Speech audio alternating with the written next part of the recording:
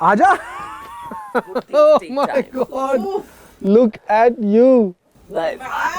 Love it.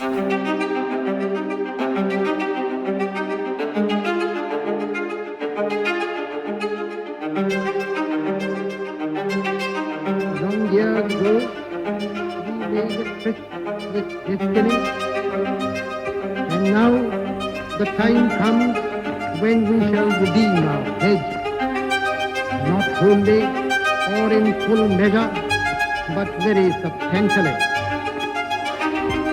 At the stroke of the midnight hour, when the world sleeps, India will awake to life and freedom. Namaste. Namaste. I was thinking I should call you like a path breaker, but then I realized you're more of a path maker, right? Wow. I think there was no path, I think, when you started, right? You kind of made. No, but honestly, I must thank you, and I must thank also Kriti, your sister, mine also. Absolutely. Actually, she's the one who forced me. I was on my way to college. Back then, I thought, I didn't want to ever. I was studying psychology. Of course, I then finished and got my degree as a psychologist also. And then, but simultaneously also, then you were the creative head on the show. After that, I did a couple of other shows on that. And then I only didn't know. Now when you say, when I go back, rewind back in time, it's unbelievable that, this whole path that you said, it's been a roller coaster, but I would not have chosen it any other way. Yeah. And I think that this path chose me. You feel that? Yeah. Yeah, like I said, I want to talk more about how we know each other. Yes. We went to the same school. We did. We went to the same school, though you're about 5-6 years younger to me. I look about 15 years older to you. Rubbish. But I think you're about 5-6 years younger to me. Yes. And I just want to put it out there that I remember you were also the head boy in school. Games captain. Games captain. Sports captain in school. I should have been head person. Head person. Yeah. That also needs to, I think, change. It has to be gender neutral because kids nowadays also, at 14, 15 know that, they kind of understand if they're trans. Absolutely. I agree. Yeah. I should have just said yes, and lied, but I can't lie. You were amazing in sports. I remember you were representing the school for a lot of swimming activities across the country, and you were fantastic at it. Yes. Did you always want to get into sports? No, I was pushed into the pool literally at age 2.5. And then I come from a family of sports people. My mother was a national level basketball player for Karnataka. Wow. And father was for Maharashtra. And so it came naturally. I think it was just there, it was that art bolte hain na, that is in your blood. Correct. So I believed it because I was a scrawny, malnourished type kid. I remember. Very scrawny, and my the boys that I used to compete, because I identified as male for a very long time. Sure. So those boys were all like, ripped and muscular and stuff, but I used to still beat them. Yeah. It gave me immense joy. Dada, I wanted to ask you. I'm turning the tables. I'm asking you questions. I love it. But what made you think of this show, this whole idea? Yeah. But I always felt that हम हमारे freedom fighters, हमारे heroes को ना बहुत idolise करते हैं, right? हम उन्हें बहुत अपने से दूर कर देते हैं बिकॉज वी ऑलवेज फील कि क्या काम किया था ना उन्होंने, like what did he was a different man और she was a different woman, what she did और what they did is phenomenal. The problem is that they were not that. They were common people. They were like you and I. Their deeds were great. Yes. What they did, their deeds were phenomenal. That's what made them great. हम उनको हमेशा एकदम pedestal पे डाल के उनको बहुत दूर कर देते हैं हमसे. So the idea was कि हमने उनको बहुत idolize किया है सबको. We need to humanize them. Humanize them, understand what makes them who they are, what they did, and what better way than story telling. History books में teacher ने पढ़ा के वो सब हम कर चुके हैं. But I mean, you are a queen of stories. You have so many stories yourself, and I know when you talk as if everything is an event. Everything is an event. It isn't And it's just a story, you know, the way you say it also. Yes. I love the fact that you said about you representing Maharashtra for swimming and for sport, and now how far you've come that you're representing the country across the globe. And we were doing a little research with our small little team, and we were saying, I said, check the latest because every week she's doing something else. Yeah. Right? So we should kind of keep a tab on that. You recently there was a singing show in the UK as well. You had done something. Yes. And then I finished third runner up. Woohoo! Yeah. and so I said, wow, that's amazing. And I was so happy that Graham Norton was hosting the show. So, you know, Graham used to say when every participant came from Mumbai, India. Sure. And then the flag. My God, I'm getting emotional. Ooh, wow. And then my name. Wow. So I think that was very, it was a Sense very of pride. emotional moment. Of course. For all that we have to listen to now over here, that we are less than as a community and stuff like that. And then the people who are talking, I'm like, have you ever represented your colony even? In gully cricket also. Correct. Who are, and then I was just like, let them speak. But there are certain, see, we know this as 30-year-olds Correct. in our 30s. Kids get affected, you know. So not a lot of kids have the support system that we have. That is my privilege. Correct. My support Absolutely. system was my parents. So I think Since the beginning, they've been extremely supportive of whatever you've wanted. Absolutely. And I think that was the major reason I could even stand with my back straight. The only thing about me that is straight is my back. So you spoke about how they used to announce it as Mumbai, India. Yeah. And since we are on Gan Man today, I just want to ask you, what does being Indian kind of mean to you? Now that you've represented the country across the world, what does being Indian actually mean to you? For me, being Indian is, and it's subjective for people, right? My thing is, I am as Indian as the next person Absolutely. over here. I'm not more Indian or less Indian. But nobody gets to define how Indian I am. That I will decide. I speak 7 languages, Indian languages, and English. And is also considered, by the way, thanks to colonization. So that's the only thing I think maybe we can thank them for. And the railways. Everything else they've robbed. So I want to get to this कि आप किसकी story आज share करने वाले हैं हमारे साथ? I have chosen the Queen, Rani Ji, the OG, Rani Lakshmi Bai. Oh, fantastic. Yes. Because I think she's amazing. And I resonate with so many of her characteristics also. Mother, Queen, and Rani. Absolutely. Yeah. Super. Let's get to it. Yes. Manikarnika यानी कान में पहना जाने वाला एक गहना.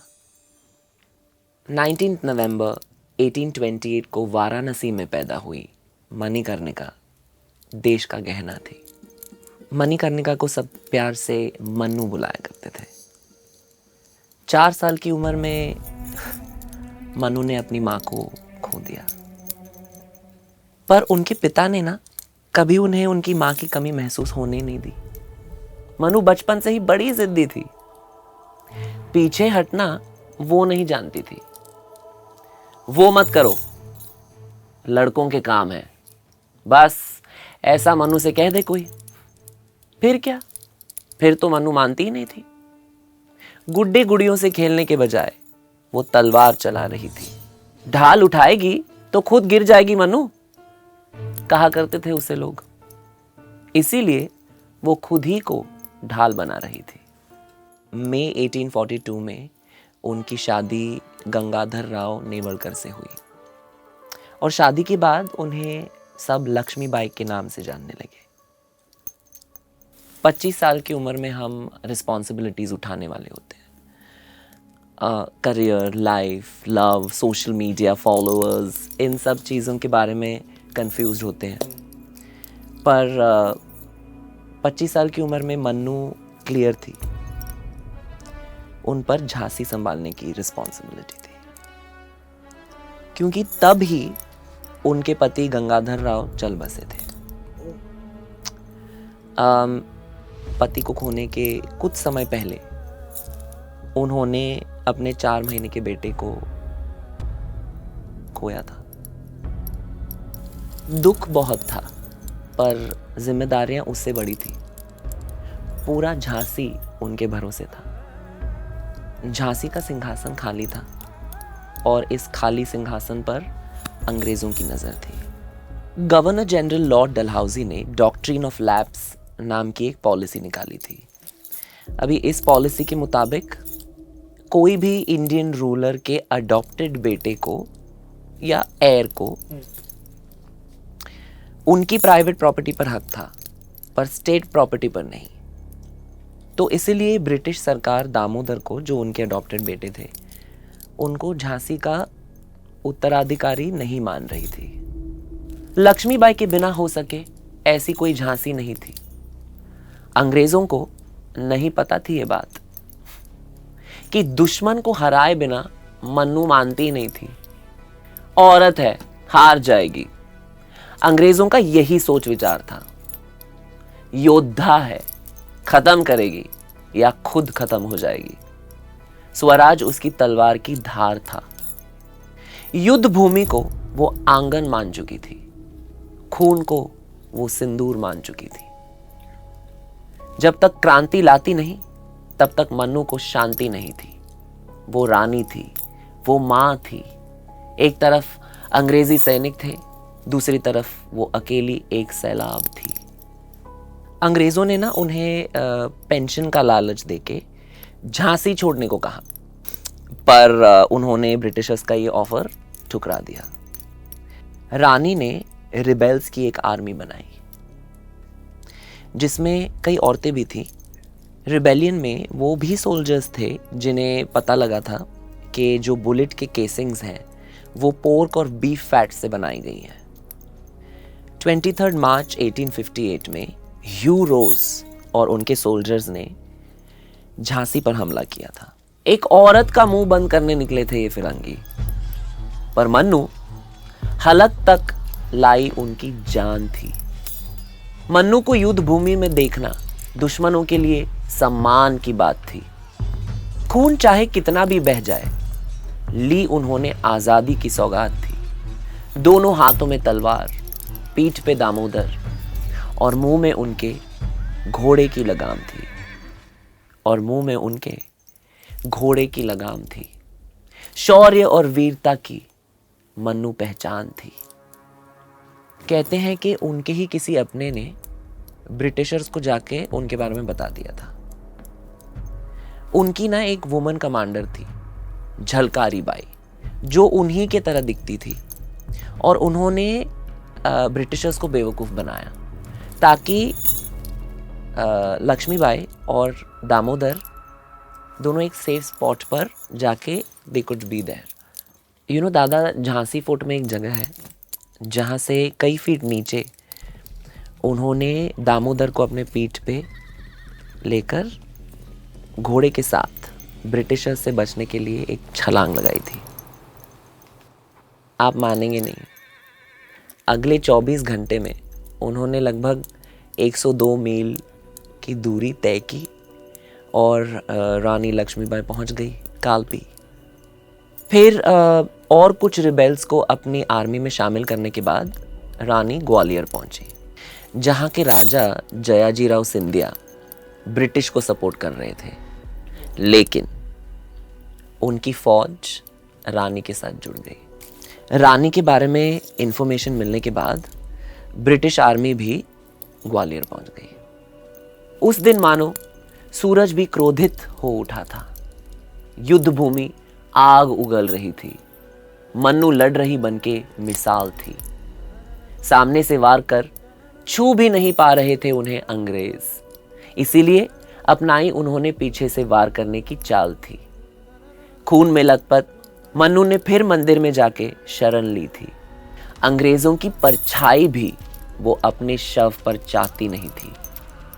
मेरी चिता की अग्नि से आजादी की मशाल जलाई जाएगी, ऐसा रानी का कहना था। मणिकर्णिका हमारे देश का गहना था। जो कर ना सके ऐसा कुछ मन्नू ठानती नहीं थी, क्योंकि हार कभी हमारी मन्नू मानती नहीं थी। कहते हैं कि रानी लक्ष्मीबाई नहीं चाहती थी कि ब्रिटिशर्स को उनका शव मिले, इसीलिए उन्होंने अपने सैनिकों से कह के मंदिर में ही अपने चिता को आग लगवा दी। जब ब्रिटिशर्स वहां पहुंचे तब उन्हें सिर्फ लक्ष्मीबाई की जल चुकी चिता मिली, लक्ष्मीबाई नहीं। ह्यू रोज ने अपनी किताब में लिखा था that Rani Lakshmi Bai had been the most dangerous of all rebel leaders, best and bravest of all, and the only man among mutineers. खूब लड़ी मर्दानी, वो तो झांसी वाली रानी थी। 29 साल में शहीद, वो देश की दीवानी थी। Wow. This was phenomenal. Thank you so much. Thank you so much. But just want to say, जो आपने story, prose, poetry, ये जो सारी आपने narrate की, there's just so much to take from that. Yeah, there's just so much to take from Rani Lakshmi Bai's story. Just the courage that she showed from the time she was born, right? From not having her mum at that age to becoming a mother at a young age herself. Yes. And losing her baby. And losing a baby, and then losing a husband, and then we were still just talking about the personal life here. Yeah. We've not even gone to talking about India, about Jhansi yet, and there's just so much जो उन्होंने सहा, or the stuff that she went through, right? It just teaches us so much, right, about courage. Yeah. History books में तो हम बस वो facts and figures this century to this century, this dynasty did this person rule from this date to this date, but हम facts and figures में गुम हो जाते हैं। वो एसेंस ऑफ द स्टोरी, वो बंदा कैसा था, वो बंदी कैसी थी, वो क्या थे, what was their life story. भले ही आपकी मतलब रानी लक्ष्मीबाई की जो स्टोरी है वो 1830s 1840s के पीरियड की है, but not much has change now either, I think, for women.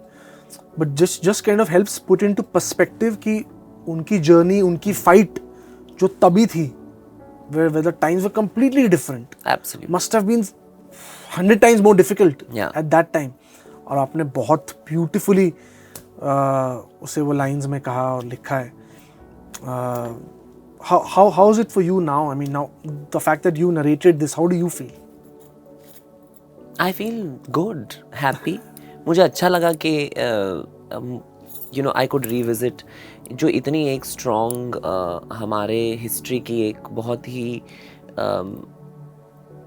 How do I integral जो कहते हैं, बहुत ही इम्पोर्टेंट एक कैरेक्टर नहीं, एक पाथ मेकर जो आपने मुझे वो खिताब दिया था जी। तो हमारे हिस्ट्री की ये बहुत एक अहम हिस्सा है और पाथ मेकर है, क्योंकि उनके बाद I might not be, there might be so many women today that take inspiration. जो ये एक इंस्पिरेशन बनी है, उनकी लाइफ अपने क्या कहते हैं, अपने जो रूल्स उन्होंने बनाए और उनके हिसाब से वो जी हैं और उनके हिसाब से मरी भी. Absolutely. So that is legend behavior. You know, जो कहते हैं that it's a mic drop. Yeah. And is going to be remembered forever. It's eternal, no? That's why legend suffered, and here we are, still fighting the good fight. and I say this that हम activist बनना तब बंद करेंगे जब हमें oppress करना बंद करेंगे. क्या? तो so similarly with women, similarly with trans people, similarly with any marginalized or oppressed communities in society. So I think just to wrap it up, I think the idea of Gan Man was also to कि हम जब वंदे मातरम बोले तो we kind of feel it and we understand what all goes behind it, right? yes, What all has gone behind it, the sacrifice and everything. और जैसे कहते हैं ना, one day मातरम नहीं है. It's don't I forget love it, it. just for that one day that you're celebrating it.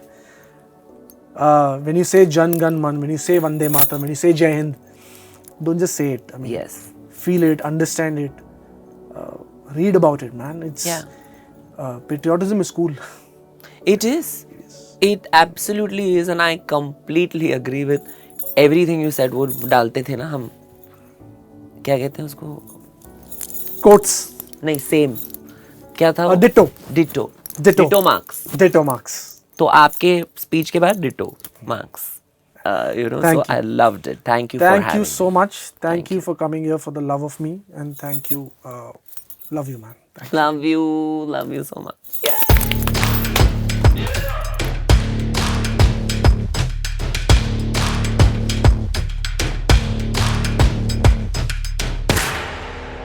Fantastic. Superb. So now just extremely excited to hear कि आप कौन सी story आज story, prose, poetry सुनाने वाले हो. So do you want to give us a little insight on what we're going to hear now? Who's it? आज बात करते हैं the one and only Netaji. एक ही नेताजी थे, नेताजी सुभाष चंद्र बोस.